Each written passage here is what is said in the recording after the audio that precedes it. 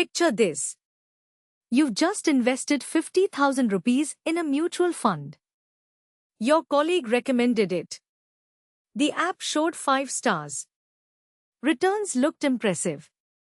6 months later, markets are volatile, and you're panicking because you have absolutely no idea what's actually inside your fund. Sound familiar? Here's a shocking truth that most investors never realize. Every single month, your mutual fund company publishes a document that reveals everything about your investment. The fund manager's actual skill level. The real risks you're taking. Whether your money is being managed efficiently or being slowly eaten away by hidden costs. This document is called a fact sheet, and I guarantee you've either never read one, or you've opened it, seen the wall of numbers, and immediately closed it. Today, that changes forever. Welcome back to Mahayukti Finance. I'm about to hand you the exact framework that professional fund analysts use to evaluate mutual funds. By the end of this video, you'll look at a fact sheet and instantly know whether a fund deserves your hard-earned money or belongs in the trash. We are going to decode alpha, beta, Sharpe ratio, portfolio overlap, expense ratio, and AUM. Not with boring textbook definitions, but with practical insights you can apply tonight when analyzing your own portfolio. The mutual fund industry in India manages over 40 lakh crore rupees. That's your money, my money, our collective future. Don't you think it's time we actually understood what's happening with it? Let's start with the metric that separates genuinely skilled fund managers from those who are just riding market waves. Alpha. Here's the simplest way to understand it. Imagine two students. Both score 80% in an exam. But one student had private tutors, coaching classes, and every resource available. The other studied on their own with just textbooks. Who's actually smarter? Alpha measures exactly this for mutual funds. It tells you how much extra return your fund manager generated beyond what the market naturally gave. If a fund has an alpha of 2, it means the manager generated 2% additional returns through their skill alone. An alpha of 0 means the manager matched the benchmark, nothing special. Negative alpha? That's a red flag. It means the manager actually destroyed value. You would have been better off investing in a simple index fund. Now here's where it gets interesting for Indian investors. Most actively managed funds in India charge 1 to 2% as expense ratio, claiming their expertise justifies the cost. But when you check their alpha, many hover around 0 or even negative. You're literally paying premium fees for average or below average performance. When reading a fact sheet, look for consistent positive alpha over 3 to 5 years. 1 year of high alpha could be luck. But sustained positive alpha over multiple market cycles? That's genuine skill worth paying for. Pro tip: compare the alpha across similar category funds. A large cap fund with alpha of 1.5 is excellent because generating alpha in large caps is genuinely difficult. The same alpha in a small cap fund might be just average. Now let's talk about a metric that most investors completely misunderstand. Beta. And this misunderstanding costs people lakhs during market crashes. Beta measures how much your fund moves relative to the market. Think of it like this. The market is a boat on the ocean. Beta tells you whether your fund is a stable cruise ship or a tiny speedboat that amplifies every wave. A beta of 1 means your fund moves exactly like the market. If Nifty falls 10%, your fund falls roughly 10%. A beta of 1.3 means your fund is 30% more volatile. That same 10% Nifty fall? Your fund might crash 13%. But here's what most people miss: a beta of 0.7 sounds safer, and it is during crashes, but it also means you capture only 70% of the upside during rallies. There's no free lunch in investing. I've seen investors load up on high beta funds during bull markets, feeling like geniuses as returns skyrocket. Then the correction hits, and they panic sell at the worst possible time because their losses are amplified. Your beta selection should match your actual risk tolerance and investment horizon. If you're investing for a goal 5 years away and cannot handle 30% drawdowns, avoid funds with beta above 1.1. But if you're 25, investing for retirement 30 years away, higher beta funds might actually be appropriate because you have time to recover from volatility.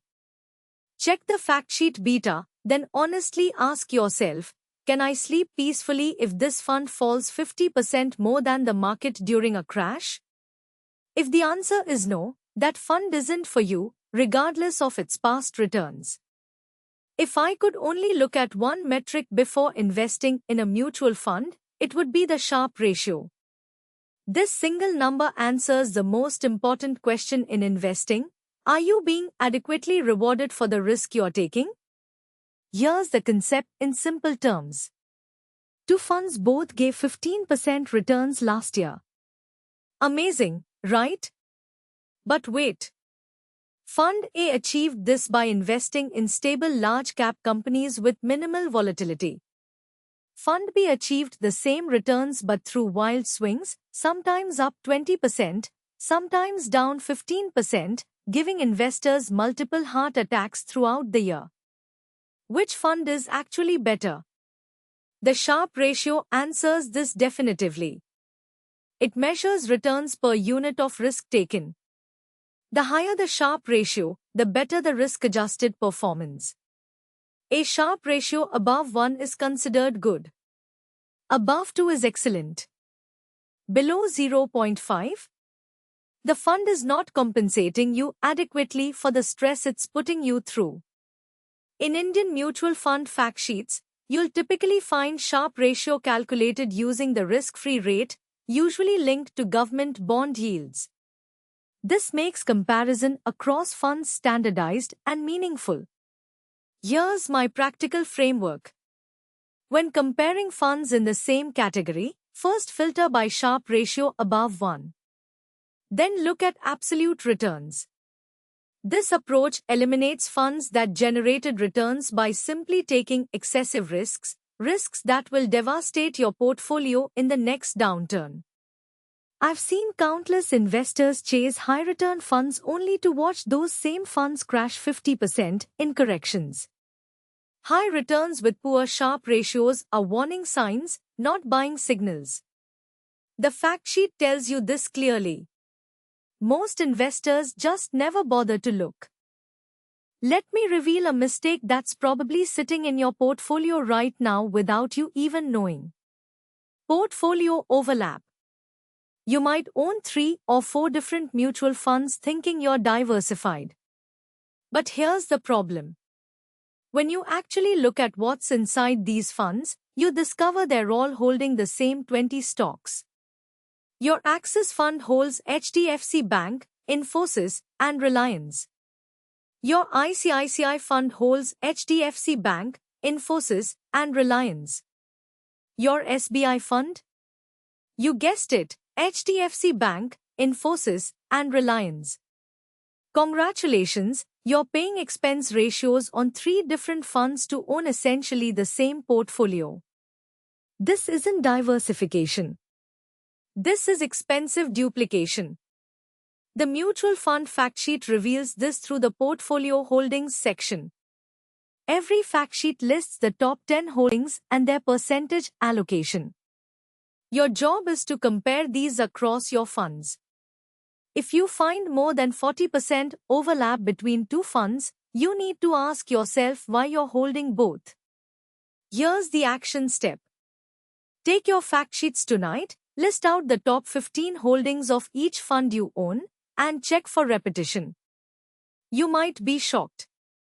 I've analyzed portfolios where investors held 5 equity funds with 70% overlap. They thought they were diversified across fund houses.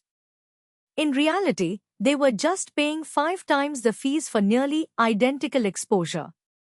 True diversification means owning funds with different investment styles, market cap focuses, and sector allocations.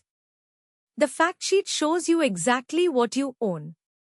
Use it to build a portfolio that's actually diversified, not just labeled as diversified. Now let's address two metrics that get either too much attention or too little: expense ratio and assets under management. First, expense ratio. This is the annual fee charged by the fund house, expressed as a percentage. A fund with 1% expense ratio deducts 1% from your corpus every single year. Sounds small, right? Let me show you why it's not. If you invest 10 lakh rupees for 20 years with 12% annual returns, an expense ratio of 1% versus 2% creates a difference of approximately 22 lakh rupees in your final corpus. Let me repeat that. 1% difference in fees equals 22 lakh rupees over 20 years. This is why direct plans exist. Every mutual fund has two versions, regular and direct. Direct plans have lower expense ratios because there's no distributor commission. The fact sheet clearly shows the expense ratio. Always verify you're in the direct plan. Now, AUM, assets under management. This tells you the total money managed by the fund. Bigger is not always better. For large cap funds, high AUM is fine because these funds invest in highly liquid stocks. But for small cap and mid cap funds, very high AUM becomes a problem. Imagine a small cap fund managing 40,000 crores. To deploy this money, they need to buy significant portions of small companies. Their buying itself pushes prices up. Their selling crashes prices. The fund becomes too big to maneuver efficiently. Check the fact sheet AUM and compare it with category averages. For small cap funds, I generally prefer AUM below 15,000 crores. For large cap, even 50,000 crores works fine. Context matters. Let me give you a concrete action plan you can execute tonight. This is exactly how I analyze mutual funds, and now it's yours. Step 1. Download fact sheets for every mutual fund you currently own. Go to the AMC website, navigate to the fund page, and download the latest monthly fact sheet. Step 2. Create a simple spreadsheet with columns for fund name, alpha, beta, Sharpe ratio, expense ratio, AUM, and top 10 holdings. Step 3. For each fund, fill in these metrics directly from the fact sheet. They're all clearly mentioned, usually on the first 2 pages. Step 4. Analyze your findings. Are any funds showing negative alpha consistently? Consider replacing them with index funds. Is any fund's beta misaligned with your risk tolerance? Reassess your allocation. Are Sharpe ratios below 1? You might be taking risk without adequate reward. Is portfolio overlap above 40% between funds? Time to restructure. Step 5. Going forward, never invest in any mutual fund without spending 10 minutes on its fact sheet. Make this your non-negotiable rule. The fact sheet is your defense against marketing hype, sales pressure, and blind recommendations. It contains objective data that tells the truth about fund performance.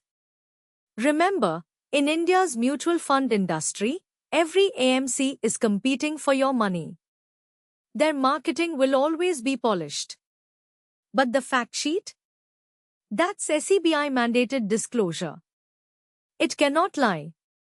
If you found this video valuable, share it with someone who invests in mutual funds without reading fact sheets. Subscribe to Mahayukti Finance for more deep dives that actually make you a smarter investor. Your financial future is too important to leave to guesswork. Read the fact sheet. Trust the data. Invest with confidence.